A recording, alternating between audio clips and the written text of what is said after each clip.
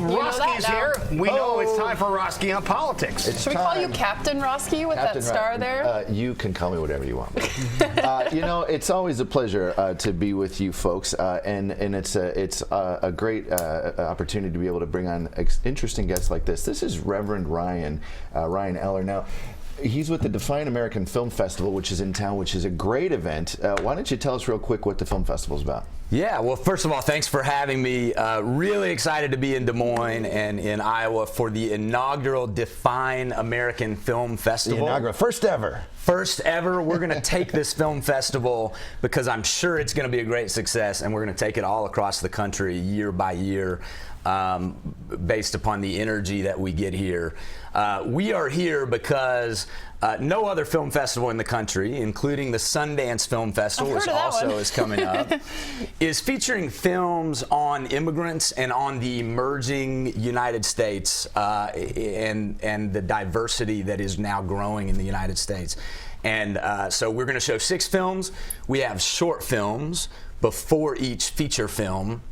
And then we're going to do a panel conversation with filmmakers and actors and folks that are featured in the film, as well as some local experts after every single film. And what it really is, folks, it's a fascinating blend between politics and entertainment. Their tagline is transcending politics through a new conversation. So the films are about the issues we're talking about. Tonight's screening, in particular, Oscar nominee Damien Bashir is flying in, along with Chris Weitz, who directed a little movie called About a Boy.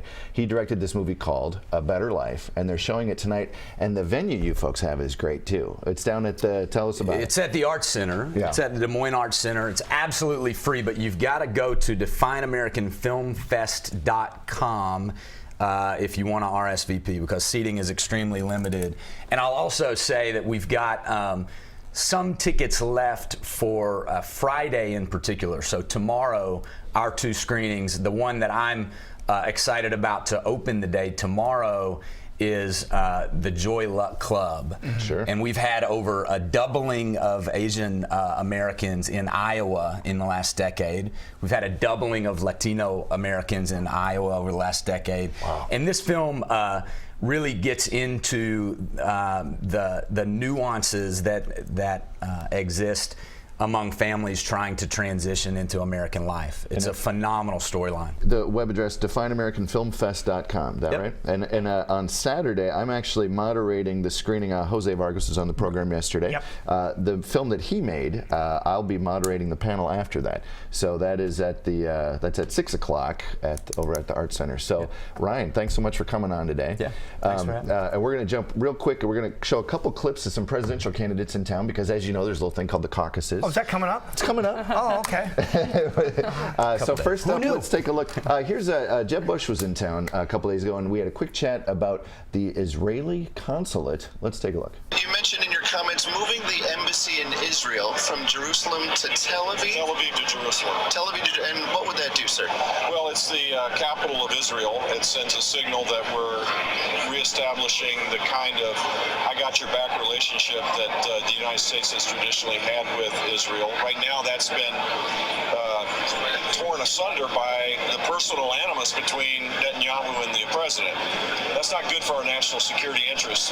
That's why I think it's important to send a powerful signal, because the rest of the world, our friends need to know that we have their back, and our enemies need to fear us a bit. And this would be a symbolic gesture that would be a signal that we're back in the game.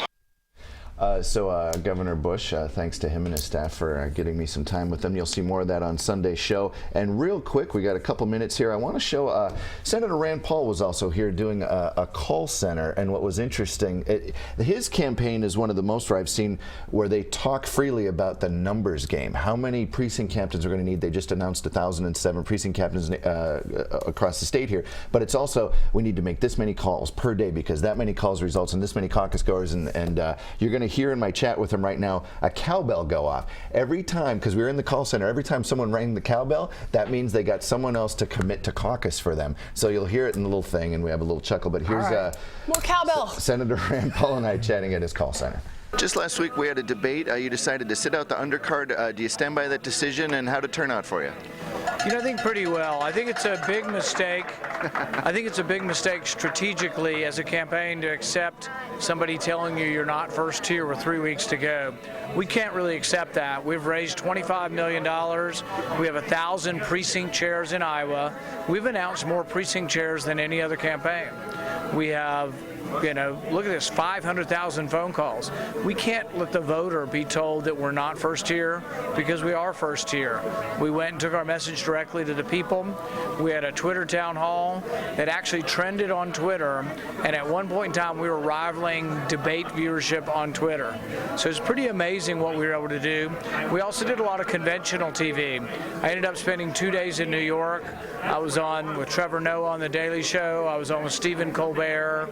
We did The View. We did Dr. Oz. You name it, we did it. We were on CNN, MSNBC. We think when we add up our total viewership that it exceeded anything that they were trying to push us into. You just came from the shooting range. Why was it important to your campaign to have an event there? You know, I'm a big defender of the Bill of Rights, and I think a lot of times people forget that the Second Amendment is part of the Bill of Rights, and it ought to be defended with the rest. I spent a lot of the campaign talking about the Fourth Amendment, privacy, saying that the government shouldn't come in your house without a warrant. But the thing is you can't defend the Fourth Amendment, you can't defend the Second Amendment unless you defend the whole Bill of Rights. I'm the whole package. I will defend the whole Bill of Rights, and that's been part of our campaign theme. Finally, do you think Ted Cruz's birthplace in Canada, is that a problem for him? Potentially. I mean, the Democrats are already suing him over it in court. If he were the nominee, he would be the first nominee not born in the United States. So it is extraordinary. The Constitution is clear on the requirements to be president. You have to be natural-born citizen.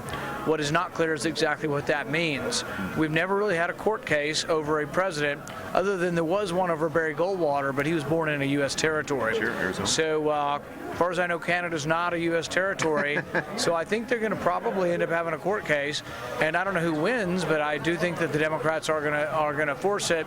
So Iowa voters will have to decide whether that makes a difference or not, whether or not you're born in the United States. Caucus is just 2 weeks away. How do you think you folks will do? I think we're going to surprise people. We're going to do a lot better than people think, and it's way too soon to decide the election. Let's wait and let everybody in Iowa vote. So real quick before we go here, Ryan, the festival is what, through Saturday, right? It's through Saturday. Yeah, we have 3 screenings on Saturday. So check out the website, defineamericanfilmfest.com. So the next 3 days, and then we'll close Saturday. Okay, now what's tonight? What are you going to see tonight? So tonight is A Better Life. Okay, and Roske is going to be there. We understand. That's right. Roske is going to be there. Okay. She's moderating the panel with a couple Oscar-nominated filmmakers and actors. So it's going to be great. So real quick, on Sunday's show, we have 6 guests on Sunday's show. Goodness. Do you believe it? It's almost too many. That's good. You're going to see more with Governor Jeb Bush. You're going to see Governor Martin O'Malley, Congressman Javier Becerra, the mayor of Baltimore, and Iowa State Rep Abby Finkenauer, as well as Jeff Weaver, who is the campaign manager for the Sanders campaign. That's on Roske on Politics this Sunday.